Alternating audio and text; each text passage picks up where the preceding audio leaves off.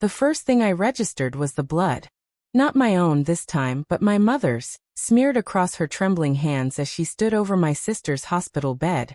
The fluorescent lights of the ICU hummed a familiar, sterile tune. The year was 2026, and I was supposed to be dead. My heart hammered a frantic rhythm against my ribs, a sensation I hadn't felt in years. I was back. Not just back in time, but back at the apex of the very crisis I had spent a lifetime, a previous, bitter lifetime, managing from the shadows. "Eleanor, please, you have to save her," my mother, Clara, sobbed, her voice cracking on every syllable. Her gaze was fixed not on me, but on a hunched figure in the corner of the room. My father, Arthur, was speaking in low, frantic tones to a man in an expensive suit. I recognized him. Carter Vance, the family's pit bull of a lawyer. They were whispering about bankruptcy, about the house, about the shame that no one was whispering to me. No one was looking at me. I was the ghost at the feast, the eldest daughter who was always just there. The one who studied late, who worked 3 part-time jobs to pay for her own textbooks, who never asked for a dime. The one who had quietly, for the past 2 years, funneled the profits of a successful dating app I'd coded in my dorm room into a shell company that, in turn, quietly paid off the family's mounting debts. They didn't know. They couldn't know. In their eyes, I was the steady, reliable, unglamorous shadow to my younger sister Lily's brilliant son. That Lily lay on the bed, pale and fragile as porcelain, the victim of a hit-and-run that had shattered her leg and, according to the latest diagnostics, required a new experimental surgery that cost more than our parents' annual income. The hospital was threatening to stop treatment. My father finally turned, his face a mask of desperate fury. "Eleanor, don't just stand there gawking.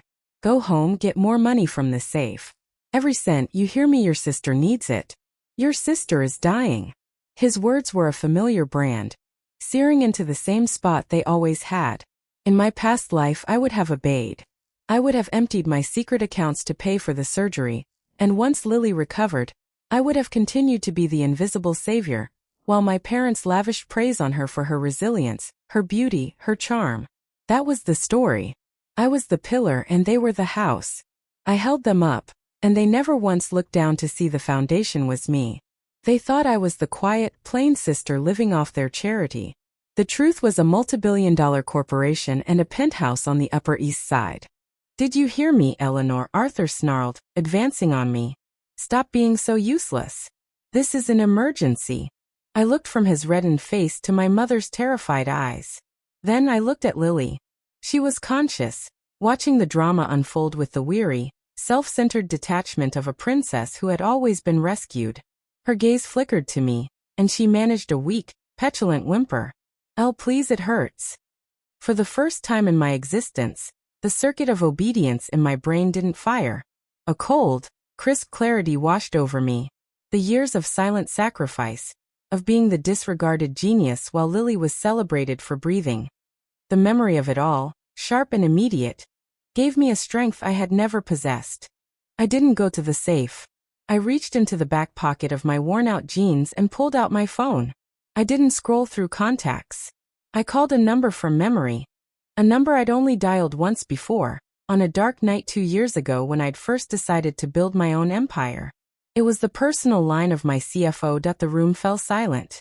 My father's mouth was agape, my mother's sobs momentarily stifled. Lily's whimper died in her throat. What was I doing? I was ruining the scene. I was the supporting character. I wasn't supposed to have a solo. "Catherine," I said, my voice steady and calm. "It's Eleanor. I need you to liquidate a portion of the Sable Holdings portfolio. I have a wire transfer to make." I paused, letting the unfamiliar name hang in the air. $7 million. To St. Mary's Medical Center, account number 775-334-0901. Market for the Rothstein Trauma Fund. My father's face went from confusion to white-hot fury. "What the hell is this nonsense? Eleanor, we don't have time for your pathetic games. Put the phone down and get the cash." My mother reached for me, her hand trembling. "Honey, you're having a breakdown. Please stop this. It's not helping Lily." But I wasn't having a breakdown. I was having a breakthrough. "Yes," I said into the phone, my eyes locked on my father's. "Now, Catherine. Immediately." I ended the call and pocketed the phone. The silence in the room was thick enough to choke on. For a long moment no one spoke. Then my father's phone vibrated in his pocket. He fumbled for it, his face a confused scowl. He stared at the screen, his expression morphing into something I had never seen on him before. Total bewilderment. "It's a notification from the bank," he whispered, as if talking to himself. "It says a transfer of $7 million has been initiated." My mother gasped. Her head whipped towards me, her eyes wide and uncomprehending. Eleanor, how Lily, for the first time, actually looked at me. Not as a servant or a nuisance, but as a threat that I didn't answer them. I just walked to the window and looked out at the sprawling city below. The lights of the hospital reflected in the glass. In the reflection, I saw my own face, a face that no longer looked tired or resigned. It was the face of a woman who had just walked off a cliff and learned she could fly. $7 million. I said softly, more to myself than to them. "That's just the opening bid. I had to make sure they knew you were serious, Dad. You were so eager to shout about how your family needed money. Now you have it." "Eleanor." Arthur's voice was a strangled croak. The fury was gone, replaced by a desperate, groveling confusion. "My darling girl, I don't understand. How could you possibly?" I finally turned from the window. The atmosphere had shifted. They weren't looking at me as the forgettable spare anymore. They were looking at me as the unknown variable, the chaos agent in their carefully constructed world. The power dynamic in the room had inverted, and they were all scrambling to find their footing. "You don't understand because you never bothered to look," I said, my voice dropping to a low, sharp edge that was more menacing than any shout. "You were so obsessed with your image and your perfect, fragile Lily that you forgot who kept the family together." My mother stepped forward, her hands clasped together as if in prayer. "Eleanor, please, we're your parents. We love you. This is just a shock. We didn't know." "Of course you didn't," I replied, a bitter smile touching my lips. "You never did. You thought I was just a burden, a quiet, plain girl who was lucky to be allowed to live in your house. You never saw who I was. You never saw what I built." I gestured vaguely towards the city outside the window. "I don't just have a bank account, Mom. I have an empire. And you were one of its charitable expenses." The word hung in the air, a final, damning pronouncement. I watched the realization dawn on their faces. The years of neglect, the contemptuous glances, the constant favoritism. It all clicked into place now that I had revealed the true power I held. They had treated their ticket to survival like a stray dog. "Charitable expenses," Arthur repeated, his voice hollow. His pride was visibly crumbling. He was the patriarch, the head of the family, and he'd just been told his entire financial existence was a case of welfare provided by his own daughter. He was a ghost in his own life. I walked towards the door of the hospital room. My path was blocked by Carter Vance, the family lawyer. He held up his hands in a pacifying gesture, his professional smile a mask of nervous servility. "Ms. Vance, on behalf of the family, I think we should all just take a moment to—" "Out of my way, Mr. Vance," I said, my voice soft but carrying an undeniable authority. He stepped aside like a startled child that I paused at the doorway and looked back at my family. My mother was weeping silently, clutching her hands. My father was ashen, staring at a space in the middle of the room where his dignity used to be.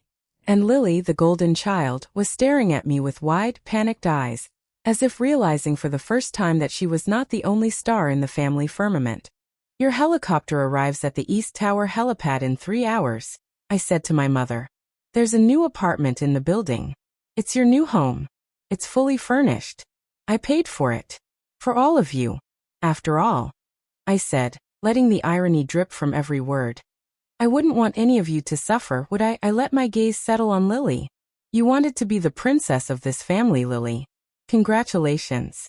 You're getting the castle. I'm just making sure you know the name of the king." I turned and walked out of the room, the silence roaring in my ears. The door swung shut behind me, cutting me off from the faces of my bewildered, shattered family. I didn't feel sorrow. I didn't feel rage. I felt a cold, exhilarating freedom. The old Eleanor was dead. She died the moment she realized her love was a one-way street paved with their ignorance. She was reborn in the sterile air of this hospital corridor. Not to save them, but to reclaim her life. Down the hallway, a nurse was staring at me. I smiled at her, a real smile this time. "It's a beautiful night for a second chance, isn't it?" She blinked, flustered.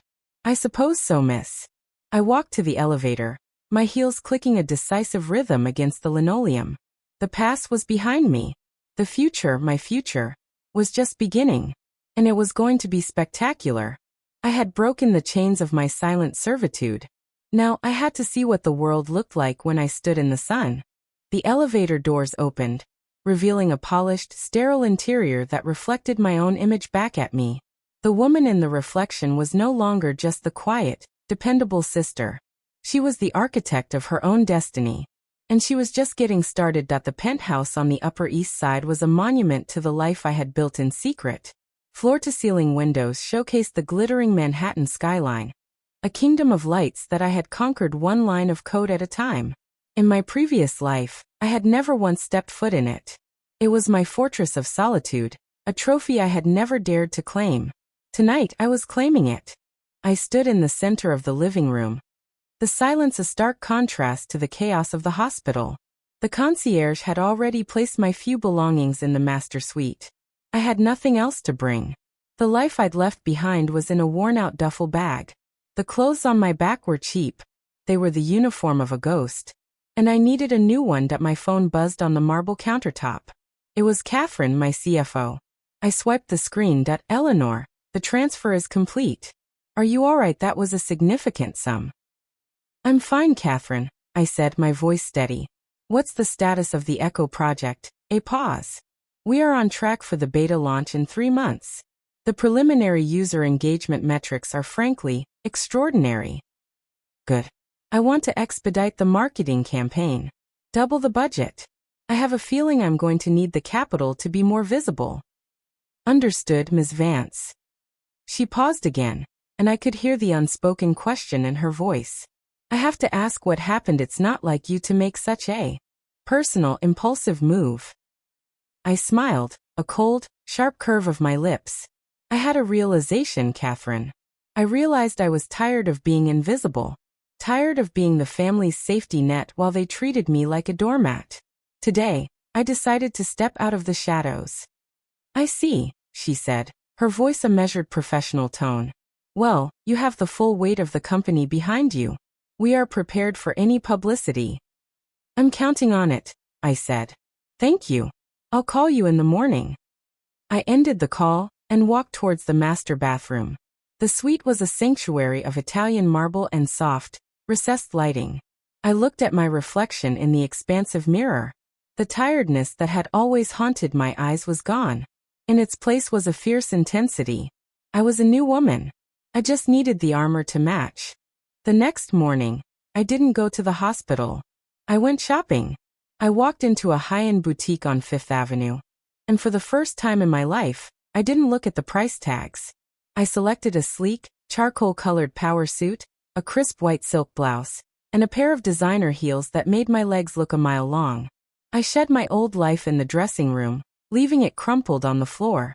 The woman who walked out was a force of nature. My phone was a relentless flood of notifications. My mother had left 8 voicemails, each one more tearful and desperate than the last. My father had left 2, his voice a gruff, conflicted mess of authority and confusion. He was trying to sound commanding, but it came out like the bleating of a lost sheep. I ignored them all. I had a meeting at my company's headquarters. Sable Holdings had a modest office downtown, a fact I kept intentional. My competitors thought I was a small-time operator. My silence was my greatest weapon. But now, my silence had been shattered. I needed to cultivate a new kind of power. The power of the scene. The office was a hive of activity.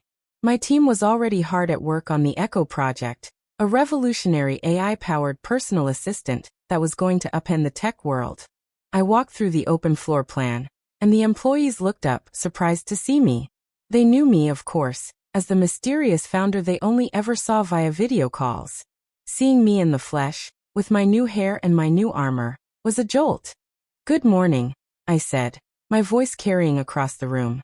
"I need a meeting with the legal team and the marketing department in an hour. We have a new strategy to discuss." I retreated to my private office, a glass box that overlooked the rest of the workspace. It was a visual reminder of my transparency, a symbol of my hidden leadership. But now, the walls were about to become my shield. That my first call was to a private investigator. Aiden, I said as soon as he answered. I have a job for you.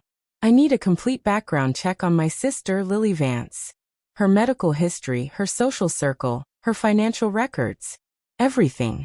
I also need you to look into the hit-and-run accident that put her in the hospital. You think it wasn't an accident? Aiden's voice was sharp with professional curiosity. I think nothing, I said. I just want to know the truth. And I want to know it before anyone else. The truth had a funny way of being the most valuable currency. In my past life, I had been a vault of secrets, holding the truth of my family's finances and my own success. Now I was going to unlock theirs. Later that afternoon, I received a text from a blocked number. I know what you did. We need to talk. Elle. Lily. I stared at the screen, a flicker of interest lighting up my cold exterior.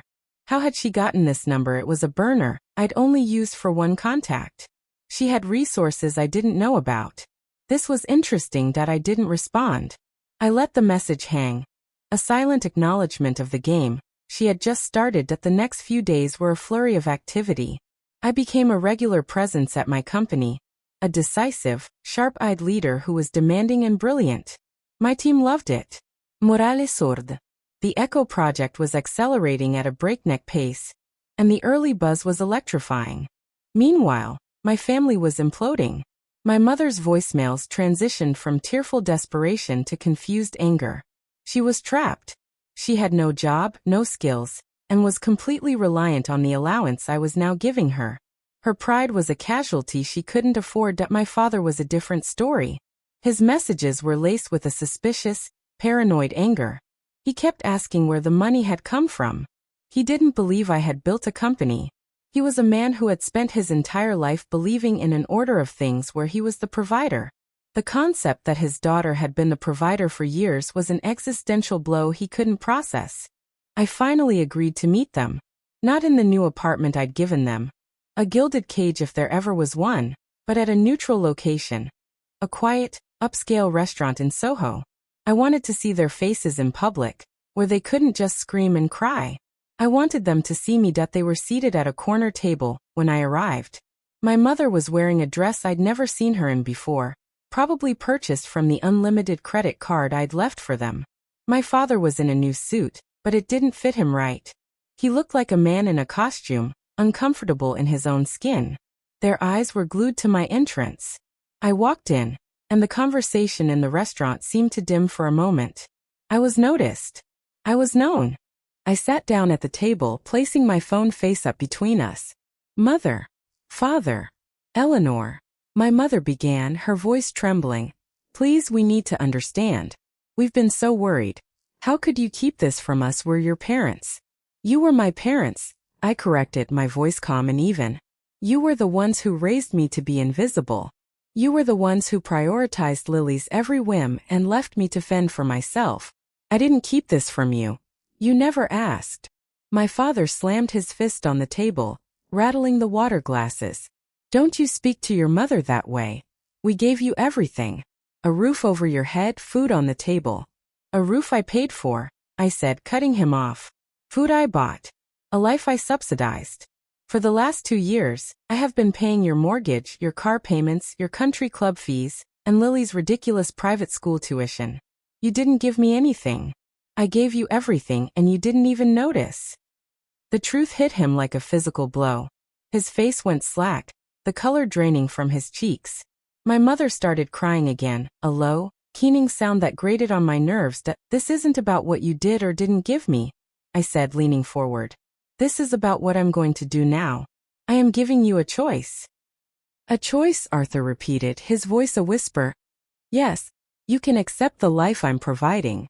The apartment, the money, the security. You can live comfortably and never have to worry about a thing. But you will never question me. You will never ask for more. You will never ever try to control me. Or you can walk away. Go back to your old lives, your old debts, your old shame. But you will never see a penny from me again. And you will never see me again. My mother reached across the table, grasping my hand with a desperate, clammy grip. Eleanor, please. We love you. We're a family. I gently pulled my hand away. No, Mother. We're not. A family is a unit that protects and uplifts each other. You took from me, and you gave to her. You made me a vessel for your needs, and you never saw the person inside. That's not a family. That's a transaction. And I'm closing the account. I stood up. I had said my piece. The grand gesture felt hollow, but necessary.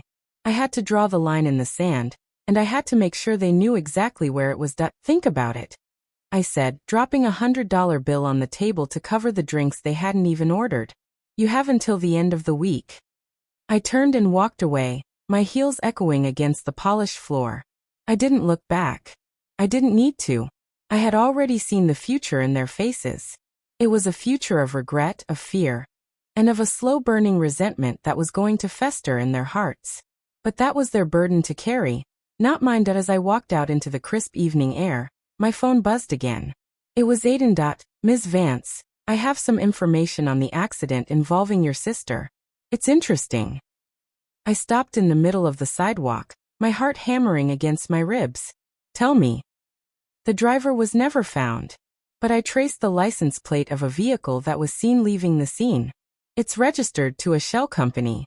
The same shell company that has been making suspicious payments to a certain acquaintance of your sister's.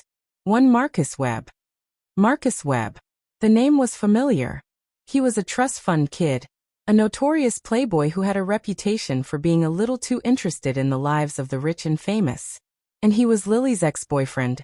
Keep digging, I said, my voice a low whisper. I want to know everything about this Marcus Webb. And I want to know what he and my sister were up to. It looks like the damage runs deeper than I thought. I ended the call and stared up at the moon. The game had changed. This wasn't just about my family's favoritism anymore. This was about a conspiracy, a secret, and a sister who was playing a far more dangerous game than I ever knew. The war for my own liberation had just become a fight for the truth. That the discovery of Marcus Webb was like finding a splinter you didn't know was festering. It explained so much. The constant complaints about money, the extravagant trips, the sudden evasiveness about her whereabouts.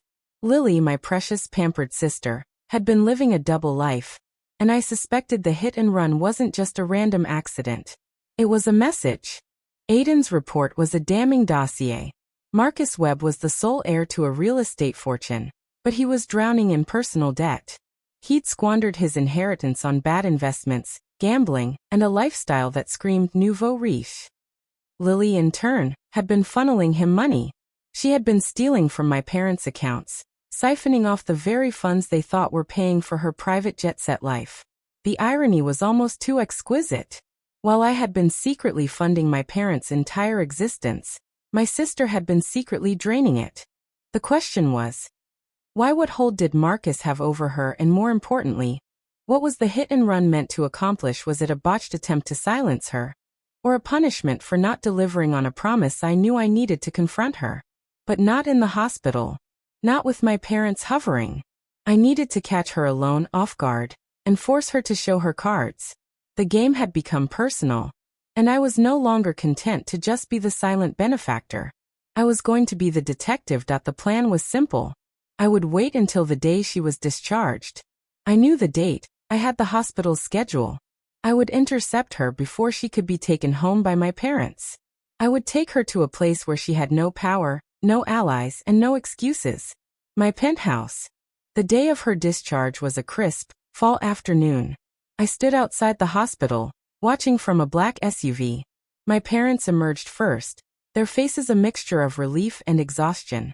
They were flanked by a hospital orderly pushing Lily in a wheelchair. She was wearing a designer dress, a ridiculous choice for a hospital exit, and her leg was encased in a sleek, carbon fiber brace. She looked like a wounded princess, and the paparazzi who had been tipped off were snapping photos that I watched as my mother fussed over her. My father holding an umbrella even though there wasn't a cloud in the sky. The display of protective affection was a knife twisting in my gut. They had never done that for me. Not once. As they loaded her into the waiting town car, I walked over. My mother saw me first, her face going pale. Eleanor. What are you doing here? I'm here for Lily, I said, my voice calm. I'm taking her to my apartment. My father stepped forward, his chest puffed out. Absolutely not. She's coming home with us. She's coming with me, I repeated, my eyes locked on his. I have some questions for her. Lily's head snapped towards me, her eyes wide and panicked. Elle, please. I'm tired. I just want to go home. Home, I said, letting the word hang in the air. Which home would that be? Lily, the one I bought or the one you were trying to sell? The accusation hung in the air. My father's face contorted in confusion. My mother gasped. Lily's composure shattered. She looked like a cornered animal. What are you talking about? My father demanded. Sell the house? What nonsense is this? I didn't answer him. I just gestured to my car. Get in, Lily. We're going to talk. With her parents standing there, paralyzed by my sudden authority, Lily had no choice. She limped towards my car, her brace clicking against the pavement. My mother tried to follow, but I held up a hand. This is between me and her. I'll bring her back when we're done. The drive to my penthouse was a silent war. Lily stared out the window, her lips pressed into a thin line. She knew she was caught, but she was clearly trying to formulate a defense. I let her stew. The silence was a more powerful weapon than any accusation once we were inside. I led her to the living room. She stood in the center, surrounded by the opulence she had never been able to afford. It was a visual testament to my power. She did, sinking into a plush armchair. Marcus Webb, I said, getting straight to the point. You've been funding his lifestyle for the past year. Her face went white. That's not true. I don't know what you're talking about. Don't lie to me, I said, my voice cold. I have the bank statements, the shell accounts, the wire transfers. You've been siphoning money from our parents, Lily. The money they thought was for your education, your needs. You've been giving it to a man who is millions in debt. She stared at me, her eyes full of defiance and fear. You have no right to snoop through my private affairs. I have every right, I said, stepping closer. Because your private affairs were funded by my money. I am the one who has been paying for this family's existence. The mortgage, the cars, the credit card bills. You've been stealing from my charity, and I want to know why. Lily's composure cracked. She began to cry, a pathetic, wailing sound. It's not what you think. He said he needed help. He was in trouble. Big trouble. He said if I didn't help him, he would expose me. Expose you, I repeated, feeling a flicker of confusion. Expose you for what? She wiped her eyes with the back of her hand, smearing her mascara. The accident. He was the one who hit me. But it wasn't an accident, Eleanor. He planned it. He was going to kill me. The revelation hit me like a physical blow. I had suspected a cover-up, but this was a calculated attack on my own sister, orchestrated by the man she was protecting. The twisted logic of it was chilling. Why, I asked, my voice barely a whisper. Why would he try to kill you? Because I found out something, she sobbed. He's not just a trust fund kid. He's mixed up with some dangerous people. He's been laundering money for them, using the family company as a front. I found the documents. I threatened to go to the police. He said he would kill me if I said a word. The story was a maze of lies and threats. I had to untangle it. So you gave him money to keep him quiet? No, it was the opposite. He gave me money to keep me quiet. He gave me a cut. But I wanted more. I kept pushing. I got greedy. He got scared. The hit and run was a warning. A final warning. Her confession painted a picture of a desperate, foolish girl who had tried to manipulate a dangerous man, and ended up getting run over for her trouble. The truth was sordid, pathetic, and utterly damning. My sister, the golden child, was a criminal. She had been colluding with a felon. Where are the documents? I demanded. In a safety deposit box, she whispered, her voice trembling. At the bank. I have the key. I was faced with a choice. I could turn her over to the police, expose Marcus Webb, and let the chips fall where they may. The scandal would destroy my parents. It would tarnish my own name by association. But it would also be justice. Or I could protect her. I could use my resources to make the problem disappear. I could buy Marcus off, by the silence of the authorities, and keep my family's image intact. It would be a return to the old pattern of silent sacrifice, and I had vowed to break that cycle. That I looked at my sister, this pathetic, weeping figure on my couch. I saw the girl who had been given everything and had thrown it all away. I saw the girl who had been the center of our family's universe, and had used that position to self-destruct. I saw my past, my present, and my future, all colliding in that one moment. The choice was clear. "I'll make you a deal," I said, my voice flat and emotionless. "I will clean this up. I will make sure Marcus Webb is dealt with. I will ensure that the documents disappear, and that the police never learn of your involvement." Her head snapped up, a glimmer of desperate hope in her eyes. "You will owe Eleanor. Thank you. Thank you. I promise I'll change. I'll be better. I'll be the sister you deserve." "I don't want you to change for me," I said, cutting her off. "I want you to change for yourself. The deal is this: you will owe me. Not your gratitude, not your love, but your silence. You will never speak of my business. You will never ask me for a favor. You will be a ghost in my life. And you will be grateful for the silence you have been given." She nodded frantically, tears streaming down her face. "Yes, yes. Anything. I'll do anything." "Good," I said, standing up. "Because I have a lot of work to do." I walked to the window, my back to her. I had just saved my sister from the consequences of her own actions. I had just proven that I was the only one in the family who could fix the messes they created. I was the puppet master, and they were the puppets. But in saving her, I had also damned her to a life of quiet dependence on me. She would never be free of my shadow, and she would never stop wondering what I would demand in return. The clock was ticking. I needed to get to Marcus Webb before he realized Lily was out of the hospital.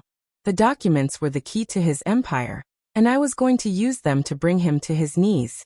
My sister's survival had just become a strategic advantage, and I was going to use it to win the war. The documents were everything Lily had promised and more. I spent 3 days in my penthouse, surrounded by stacks of paper and digital files that Aiden had retrieved from the safety deposit box. Marcus Webb wasn't just a desperate trust fund kid with a gambling problem. He was the front man for an international money laundering operation that funneled millions through shell companies, real estate deals, and a network of offshore accounts that would make a cartel jealous. Lily had stumbled into something far bigger than she ever understood, and her greed had nearly gotten her killed. I didn't go to the police. That would have been too clean, too public. Instead, I went to the one place where power truly resided in this city, the boardroom of Webb Industries. Marcus's father, Harrison Webb, was a relic of old money, a man who had built his fortune on the backs of others and had spent the last decade watching his son dismantle it piece by piece. When I walked into his office unannounced, he was a ghost of the titan he used to be. "Ms. Vance," he said, his voice a dry rasp. "I wasn't expecting you. My secretary said you didn't have an appointment." "I don't need one," I replied, sliding a folder across his mahogany desk. "I have something you need to see." He opened the folder with trembling hands. His face went through a series of transformations: confusion, disbelief, then a cold, creeping horror. The documents were a roadmap of his son's crimes, meticulously organized and impossible to deny. This is absurd," he stammered. "Marcus would never." "Your son has been laundering money through your company for the past 3 years," I said, my voice flat. "He's been siphoning funds from your legitimate accounts to cover his debts and his lifestyle. The evidence is all there. Bank statements, wire transfers, email correspondence. He's been using your family name as a shield, and he nearly killed my sister to keep it quiet." Harrison Webb slumped back in his chair. The fight drained out of him, leaving behind a broken old man. "What do you want?" "I want him gone," I said. "Not just out of the country, but out of existence. I want him to disappear so completely that he can never threaten my family again. And I want you to sell me your company." His head snapped up. "Sell? I built this company from nothing. It's my legacy." "Your legacy is already destroyed," I said, gesturing to the folder. "The moment these documents go public, Webb Industries is finished. Your stock will plummet, your investors will flee, and your family name will be synonymous with fraud." You can either watch it all burn, or you can sell it to me for a fair price and walk away with enough money to live comfortably for the rest of your life. I'll even make sure your son gets a new identity and a one-way ticket to somewhere he can't cause any more damage." He stared at me for a long moment. I could see the war in his eyes. Pride versus survival, legacy versus self-preservation. In the end, survival won. "Fine," he whispered. "Do it. Just get my son out of my life. I never want to see him again." 3 weeks later, Marcus Webb was gone. Not dead. I wasn't a murderer, but erased. A new identity, a new country, a new life in a place where his past couldn't catch up with him. The police investigation into the hit and run quietly fizzled out, and the documents that could have destroyed his father's company were locked away in a digital vault that only I could access. The problem was solved. The threat was neutralized. But the victory felt hollow. I had won the battle, but the war for my own soul was far from over. My family, meanwhile, was a mess I had created and was now responsible for maintaining. They lived in the gilded cage I had built for them, complete with a penthouse apartment on the Upper East Side, a generous monthly allowance, and the appearance of wealth and success. But the joy had been sucked out of their lives. In our last tense dinner, my father had looked at me with a kind of resigned acceptance, a grudging respect that had nothing to do with love and everything to do with fear. He knew now that his entire existence was a gift I could revoke at any moment, and the knowledge had broken him. My mother was a different story. She had retreated into a world of charity galas and social engagements, spending my money on designer clothes and expensive lunches with women who didn't know the truth about our family. She was a master of appearances, and she was determined to maintain the facade of a happy, successful family. But at night, when the guests had gone home and the champagne was finished, she cried. I knew because I had seen her through the window of the apartment I had given them, tears streaming down her face as she stared out at the city she had never truly conquered. And Lily was the ghost in the machine. She was present, but she was absent. She had retreated into a shell of her former self, a silent, watchful presence who barely spoke during family dinners, and spent most of her days alone in her room. She was the constant reminder of my power and her own weakness. She hated me for it. I could see it in the way her eyes followed me, full of a simmering, impotent rage. But she was too scared to act on it. She owed me everything, and she knew it. The evening of Lily's 21st birthday arrived. It was a lavish affair, thrown at the Pierre Hotel ballroom, a monument to old money and new ambitions. I had organized the entire thing. The flowers, the catering, the guest list, the band. I had paid for every single detail. It was the perfect spectacle of our new family dynamic, a performance for the society pages and the gossip columns. My parents were there, beaming with fake smiles, playing the role of proud parents. My mother wore a Chanel gown that cost more than most people's annual salaries. My father wore a tailored suit that he fidgeted with constantly, as if he was still not used to the weight of it. Lily was swathed in a custom Vera Wang creation, pale pink and covered in crystals. She looked like a princess, a wounded bird who had been released from her cage, and was trying to remember how to fly. And I was there, the benefactor, the power behind the throne. I wore black. It was a deliberate choice, a visual reminder that I was not one of them, not part of their glittering world of superficiality and desperation. I was the architect of this performance, and I was watching from above. Everyone was watching, of course. The socialites, the businessmen, the vultures who circle the edges of New York's elite. They saw a picture-perfect family, a rags-to-riches story of an older sister who had made good and was now sharing her wealth with the people she loved. They saw wealth and privilege. They saw a doting sister who had thrown a spectacular party for her beloved younger sibling. They didn't see the undercurrents of resentment, the buried secrets, the silent power struggles. I mingled, playing the part of the successful, generous heiress. I exchanged pleasantries, I smiled, I laughed at the appropriate moments. It was a performance and I was a master of the stage. Then I felt a tap on my shoulder. It was Vivian Astor, the legendary gossip columnist. She was a small woman with hawk-like eyes and a smile that was all teeth. Her column had destroyed more reputations than I could count, and she was always hungry for the next scandal. "Eleanor, darling," she purred, leaning in conspiratorially. "What a wonderful party. Such a generous gesture for your sister. Thank you, Vivian, I said, my smile not reaching my eyes. Lily deserves it. I'm sure she does, Vivian said, her eyes glittering with malice. But I have to say, I'm a little puzzled by the timeline. I remember your sister's accident. It was terribly tragic. The trauma, the expense, the experimental surgery. You must have been so worried. I said, my voice neutral. It was a terrible time for our family. And yet, Vivian continued, I'm looking at my files, and I see a rather interesting discrepancy. The doctors at St. Mary's are practically singing your praises. They say you personally funded the entire procedure. $7 million, I believe. All from a company called Sable Holdings. The name hung in the air like a threat. Vivian knew. She had connected the dots. My secret life was no longer a secret. I don't know what you're talking about, I said, my voice dropping to a low, dangerous register. Sable Holdings is a tech company. I have nothing to do with hospital funding. Of course you don't, Vivian said, her smile widening. But that's not what my sources say. They say you're the founder, the mysterious genius behind one of the fastest growing startups in the city. They say you've been operating in the shadows for years, quietly building an empire while your family had no idea. I felt the walls closing in.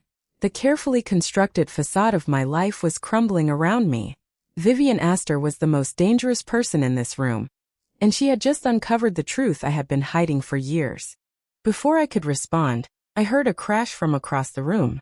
My parents were frozen, staring at a massive screen that had been set up for a slideshow of Lily's childhood photos.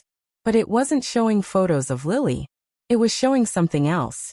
Screenshots of bank transfers, documents from Marcus Webb's operation, and a photo of Lily and Marcus together, clearly conspiratorial. The room went silent. Every eye in the ballroom turned to the screen. Then, they turned to me. Lily was standing in the center of the room. Her face a mask of pure, unadulterated rage. She was holding a remote control, the one that had been meant to start the slideshow. She had hijacked it. She had exposed herself, and in doing so, she had exposed me. Look at her. Lily screamed, pointing at me with a trembling finger. She's not my savior. She's my warden. She's been controlling me, controlling all of us for years. She's not a hero, she's a monster. The room erupted into chaos. Guests were shouting, whispering, pulling out their phones to capture the moment. My mother was crying. My father was frozen in shock, and Lily was sobbing, her carefully constructed composure finally shattering into a million pieces. I stood there, in the center of the storm, and I felt something I hadn't expected. Relief. The secret was out. The performance was over. The gilded cage I had built for my family had just been smashed open, and the truth was pouring out like water through a broken dam. I walked over to Lily, my heels clicking against the marble floor. She flinched, expecting me to lash out, to scream, to fight. But I didn't. Instead, I reached out and took the remote from her trembling hand. You wanted to expose me, I said, my voice soft but carrying across the sudden hush. You wanted to show them what I really am. So here it is. The truth. All of it. I pressed a button on the remote, and the screen changed. It showed a video of Lily, recorded months ago, confessing everything. Her involvement with Marcus Webb, the money laundering, the hit and run, her fear, her desperation, her lies. The room gasped. Lily's face went white. She had been so focused on destroying me that she had forgotten about her own sins. Congratulations, Lily, I said, loud enough for everyone to hear. You just destroyed your own reputation trying to destroy mine. I would have protected you. I would have kept this secret forever. But you decided to start a war you couldn't win. I turned to the room, addressing the stunned guests. Ladies and gentlemen, thank you for coming. The party is over. Please, enjoy the rest of your evening. I walked out of the ballroom, leaving behind the wreckage of my family and the ashes of my carefully constructed life. The paparazzi were waiting outside, but I didn't care. I was done hiding. I was done performing. The next morning, I sat in my penthouse, watching the news coverage of the debacle. Vivian Astor had already filed her column, and it was a masterpiece of scandal. My mother's crying had been caught on video. My father's face of shock had become a meme. Lily was being hounded by reporters, her reputation in tatters. I had been painted as both villain and victim, a complex figure that the public didn't know how to categorize. But for the first time in my life, I didn't care what people thought. My phone buzzed. It was a text from Lily. "I hate you." I smiled. It was the first honest thing she had ever said to me that I typed back. "Good. You should. I built this empire for myself, not for you. You were never the princess, Lily. You were just a pawn. And pawns don't get to be queens." I put down my phone and walked to the window. The city stretched out before me, glittering and beautiful and utterly indifferent to my drama. I had won the war. My family was broken, my secrets were exposed, and my empire was still standing. I had nothing left to prove, nothing left to hide. The gilded cage was empty. And for the first time in my life, I was free.